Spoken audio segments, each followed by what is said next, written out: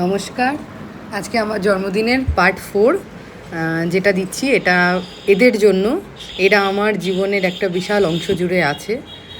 ছোট থেকে বড় যতজনকে পেরেছি আনন্দ দেওয়ার চেষ্টা করেছি নিজের জন্মদিনে। নিজেও খুশি হয়েছি অবশ্যই। রাস্তায় বেরিয়ে পড়েছিলাম পরের দিনই এদেরকে খাওয়ানোর জন্য, কেননা এদেরকে না খাওয়ালে পরে আমার কোনো অনুষ্ঠানই অসম্পূর্ণ থেকে যায়। তাই এদের জন্যে ছোট্ট আয়োজন। চেষ্টা করেছিলাম একটু মাংস ভাত খাওয়াতে, তাই চলে গেছিলাম আমার বাড়ির আশেপাশেই। এই তো খাচ্ছে এরা।